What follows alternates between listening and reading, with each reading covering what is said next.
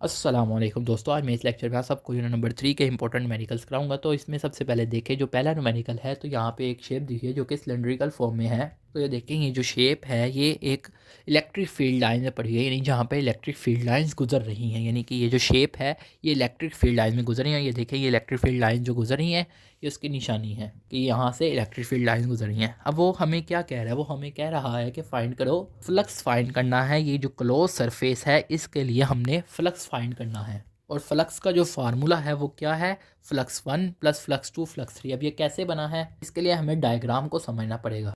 अगर आप डायग्राम की तरफ गौर से देखें, जो इलेक्ट्रिक फील्ड लाइंस की जो डायरेक्शन है वो इस तरफ है। ये देखें, ये इलेक्ट्रिक फील्ड लाइंस की जो डायरेक्शन है इस तरफ है, जबकि जो कि हमने स्मॉल एरियाज हैं जो कि हमने 3 पार्ट्स में डिवाइड किए हैं, D A D A D A. एक तरफ देखें तो जो ये है ये डी ए इस तरफ इसकी डायरेक्शन है, इस डी ए की इस तरफ डायरेक्शन है, इस डी ए की डायरेक्शन इस तरफ है। और हमने हर एक को अपनी मर्ज़ी से नाम दे देना है, किसी को S1, दूसरे को S2, तीसरे को S3। आप जैसे मर्ज़ी नाम दे सकते हैं, चाहे आप S1 इधर लिख लें या इधर लिख लें या इधर लिख लें, आपकी मर्ज़ी है, लेकिन सबको एक यूनिक नेम दे दें, इस तरह आपको आसानी रहेगी। ये उसने शेप्स बनाई हुई हैं, सिर्फ S1 S2 S3 ये जो है ये हमने खुद लिखना है। तो अगर आप गौर करें एट S1, अब यहाँ पे मैंने S1 लिखा है तो एट S1 देखें, आप देखें यहाँ पे जो डी ए है इस तरफ है, जबकि इलेक्ट्रिक फील्ड लाइन जो है उसकी डायरेक्शन एक ही होती है, उसकी डायरेक्शन चेंज नहीं होती। डी ए की डायरेक्शन हर जगह मुख्तलिफ होगी, हर स्टेप पे मुख्तलिफ होगी, मगर जो इलेक्ट्रिक फील्ड की लाइंस जो है उनकी डायरेक्शन एक ही तरफ होगी। तो अगर आप देखें इलेक्ट्रिक फील्ड लाइंस की जो डायरेक्शन है वो तो इस तरफ जा रही है, जबकि डी ए देखें इस तरफ है S1 पे। तो हम कहेंगे फिर ये एक दूसरे के एंटी पैरेलल है, तो इनके दरमियान जो एंगल होगा वो क्या होगा, 180 डिग्री होगा। इसी तरह अगर हम S2 पे देखें तो इलेक्ट्रिक फील्ड लाइन इस तरफ जा रही है, जबकि S2 जो है वो ऐसे है, यानी कि परपेंडिकुलर है, तो मीन्स के 90 डिग्री है। तो हम कहेंगे S2 पे जो है theta between electric field and D A is 90 degree. इसी तरह S3 पे देखें तो S3 की डायरेक्शन भी और इलेक्ट्रिक फील्ड की डायरेक्शन भी सेम है, मीन्स के इनके दरमियान जो एंगल है वो कुछ भी नहीं है, यानी ज़ीरो है। तो उसने हमें 3 लोकेशन दी थी, एक ये दिया था, एक ये दिया था और एक ये दिया था। तो इस वजह से हमने कहा कि फ्लक्स जो होगा वो टोटल इन तीनों का जो फ्लक्स आएगा उसके बराबर होगा, यानी उसके सम के बराबर होगा। तो सबसे पहले जो गिवन चीज़ हमें दी हुई थी डायग्राम के मुताबिक मैंने वो लिख ली, उसके बाद फाइंड जो करना है वो लिख लिया फाइंड में, और फार्मूला में फार्मूला लिख लिया। याद रहे कि गिवन और फाइंड वाली चीज़ जो है वो हमें डायग्राम या स्टेटमेंट से मिलती है, जबकि फार्मूला हमें खुद पता होना चाहिए और सोल्यूशन भी हमने खुद करना होता है फार्मूले के मुताबिक और गिवन स्टेटमेंट के मुताबिक। अब हम इसको सोल्व करते हैं। तो सबसे पहले फ्लक्स 1 निकालेंगे, फिर फ्लक्स 2, फिर फ्लक्स 3। तो फ्लक्स 1 क्या है, फ्लक्स का हम जैसा कि फार्मूला जानते हैं, इंटीग्रल इनटू डी ए होता है, यानी इंटीग्रल ई डी ए। तो ये वेक्टर फॉर्म में है, यानी कि और इनकी डॉट प्रोडक्ट हो रही है। जब हम याद रहे कि जब हम डॉट प्रोडक्ट को ओपन करते हैं तो हमें कोस थीटा मिलता है। तो यहाँ तक वही है। जब अब हम S1 पे निकालें तो फ्लक्स 1 लिखेंगे। इसी तरह यहाँ पे S1, अब S1 पे उसने हमें क्या बताया था, तो S1 पे उसने हमें एंगल बताया है क्या, 180 डिग्री। तो हमने लिख दिया 180 डिग्री कोस 180 डिग्री। तो कोस 180 डिग्री जो होता है वो -1 होता है, तो माइनस जो है बाहर इंटीग्रल के बाहर आ जाएगा। और इसी तरह इलेक्ट्रिक फील्ड की डायरेक्शन जैसा कि सेम होती है हर पॉइंट पे, तो ये इलेक्ट्रिक फील्ड जो है फिर हम कहेंगे ये कांस्टेंट है, और कांस्टेंट जो है वो डेरिवेटिव से बाहर निकल आता है। इसी तरह पीछे जो स्टेप रह गया इंटीग्रल और डी ए रह गया, और इंटीग्रल डी ए जो होता है वो ए के बराबर होता है, यानी कि इंटीग्रल और डेरिवेटिव जैसा कि एक दूसरे के एंटी होते हैं, मीन्स के एक दूसरे के ऑपोजिट होते हैं। तो इंटीग्रल और डी कट जाता है, पीछे ए बच जाता है। तो इस तरह भी आप कह सकते हैं, आप सिंपल कह सकते हैं इंटीग्रल डी ए जो है वो ए के बराबर होता है। तो फिर इंटीग्रल डी ए की जगह क्या आ गया, ए आ गया। इसी तरह फ्लक्स 2 क्या होगा, वो भी यही होगा, integral S2 E D A cos theta. तो S2 पे जो है टीटा क्या है ये हमने बताया है 90 डिग्री है, तो यहाँ पे फिर क्या लिख दिया, कोस 90 डिग्री। और कोस 90 जो होता है वो जीरो होता है, तो ओवरऑल क्या हो जाएगा, ये सारा फैक्टर क्या हो जाएगा, जीरो हो जाएगा, क्योंकि ये मल्टीप्लाई हो रहा है इससे। और इंटीग्रल जीरो जो होता है वो भी जीरो होता है। इसी तरह S3 पे हमने निकालना है फ्लक्स। तो फ्लक्स 3 जो होगा वो इज इक्वल होगा इंटीग्रल 3 S3 पे, इसी तरह ई डी ए कोस 0। क्योंकि अब हम देखें जो इंटीग्रल जो है S3 जो है, S3 पे जो हमारा टीटा है यानी एंगल जो है वो 0 डिग्री है, तो फिर यहाँ पे क्या लिखेंगे, कोस 0 लिखेंगे।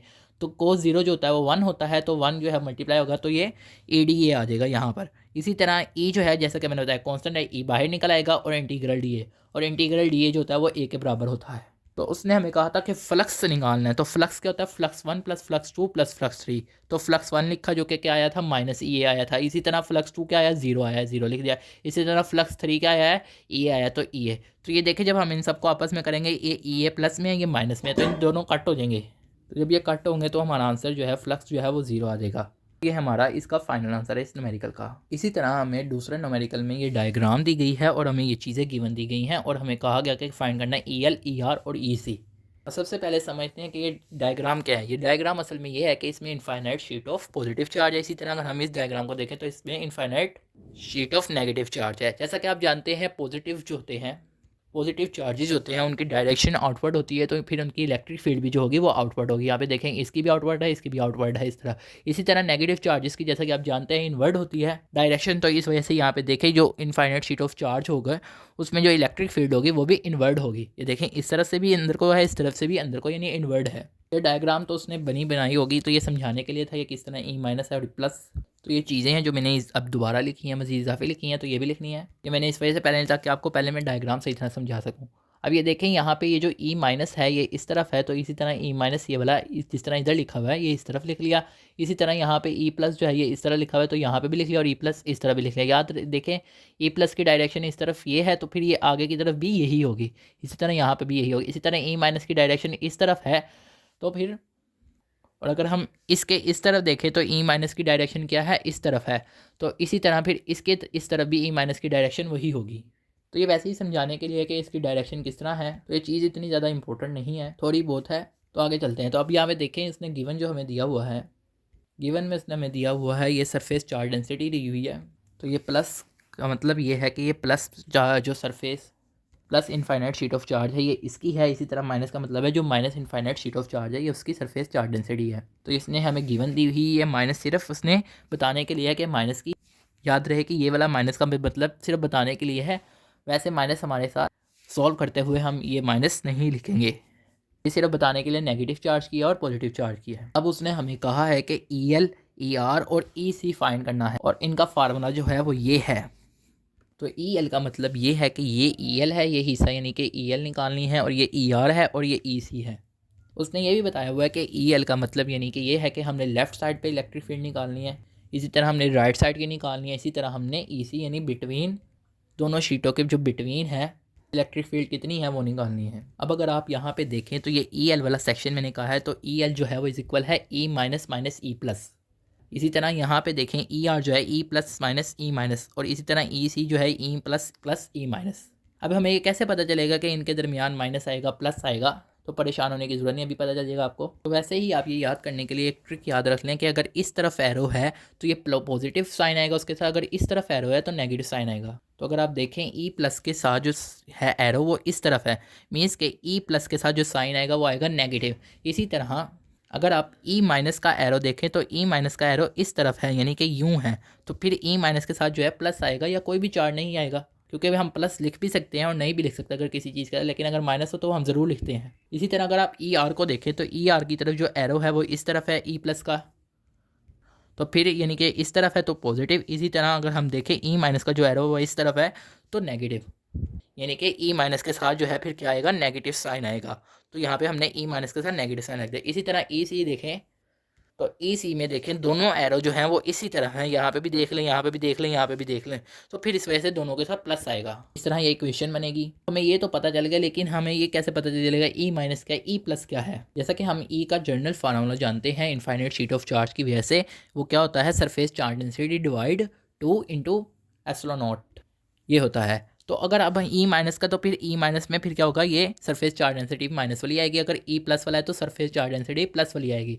इसी तरह अगर माइनस वाली जो है फिर माइनस वाली वैल्यू लिखेंगे फिर। तो माइनस वाली जो वैल्यू थी वो क्या थी, 4.3 micro coulomb per metre square. तो माइक्रो जो है वो एक प्रीफिक्स है, और प्रीफिक्स हम सॉल्व करते हुए नहीं लिखते, हमें पहले प्रीफिक्स को सॉल्व करना पड़ता है फिर हम आगे उसे लिखते हैं। तो माइक्रो जो होता है वो 10⁻⁻6 होता है, तो फिर मैंने लिख दिया -4.3 इंटू 10⁻⁻6। अब यहाँ पे देखिए 4.3 इंटू 10⁻⁻6 लिखा हुआ है। जैसा कि मैंने आपको कहा था कि माइनस हम नहीं लिखेंगे, ये सिर्फ इंडिकेशन करने के लिए कि नेगेटिव चार्ज की वजह से है।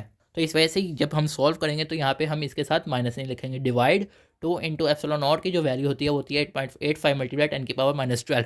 तो फिर जब हम इस पूरे फैक्टर को सॉल्व करेंगे, मीन्स के ये जो वैल्यूज़ हैं इनको सॉल्व करेंगे, तो हमारा फाइनल आंसर ये आएगा। इसी तरह अगर मैं E+ पे जाऊँ तो फिर E+ क्या होगा, सरफेस चार्ज डेंसिटी जो कि प्लस की वजह से वो आएगी, divide 2 into epsilon not E। तो यहाँ पे फिर हम ये लिख लेंगे। तो जो फ्लक्स जो है यानी कि सरफेस चार्ज डेंसिटी जो प्लस की वजह से वो क्या है हमारे पास 6.8 micro coulomb per metre square.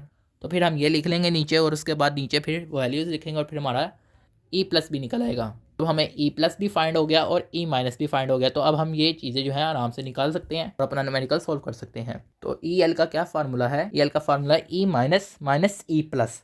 तो यहाँ पे पहले हमने ई माइनस की वैल्यू लिखनी है, फिर माइनस इंटू ई प्लस की वैल्यू लिखनी है। मीन्स का ये लिखनी है, पहले ई माइनस की वैल्यू लिखी, फिर माइनस, फिर ई प्लस की लिखी। ये चीज़ तो आपको समझ आ जाती है, लेकिन ज़्यादातर दोस्तों को प्रॉब्लम होती है कि वो पावर को किस तरह सॉल्व करें। अब ये देखें, ज़्यादातर पावर जो होती हैं वो सेम होती हैं जब वो प्लस माइनस हो रही हो। तो यहाँ पे देखें 10 की पावर 5, यहाँ पे भी 10 की पावर 5 है, यहाँ पे भी 10 की पावर 5 है। तो हम क्या करेंगे, जैसा कि ये मल्टीप्लाई हो रही है तो हम इनको कॉमन भी निकाल सकते हैं। तो फिर क्या करेंगे, 10 की पावर 5 को कॉमन निकाल लेंगे, पीछे का बचेगा 2.4, फिर माइनस इंटू 3.84, क्योंकि 10 की पावर 5 हमने कॉमन निकाल लिया है। तो फिर 2.4 को माइनस 3.84 में से माइनस करेंगे तो हमारा आंसर आएगा -1.42 इंटू 10 की पावर 5। तो इस तरह भी कर सकते हैं या डायरेक्ट भी कर सकते हैं, आपको जो ईजी लगता है उस तरीके से कर लें। इसी तरह ई आर को करेंगे, ई आर को फार्मूले के मुताबिक मैनिपुलेट करेंगे, इसके उसकी वैल्यू लिखेंगे, फिर उसके बाद उसको प्लस माइनस करेंगे जैसे होता है, फिर ये हमारा आंसर आ जाएगा। इसी तरह ई सी जो है जो कि हमने निकालना है, तो ई सी जो है उसमें दोनों चीज़ें प्लस होनी है, तो प्लस कर लिया, ठीक है, तो हमारा ये आंसर आ जाएगा। तो हमारी अब इस तरह ई एल, ई सी और ई आर की जो है वैल्यूज़ निकाल। तो उम्मीद है कि आपको ये समझ आ गया होगा। ये दोनों इंपॉर्टेंट न्यूमेरिकल्स हैं, तो ये ज़रूर कर लें। आप सब दोस्तों का लेक्चर सुनने का शुक्रिया।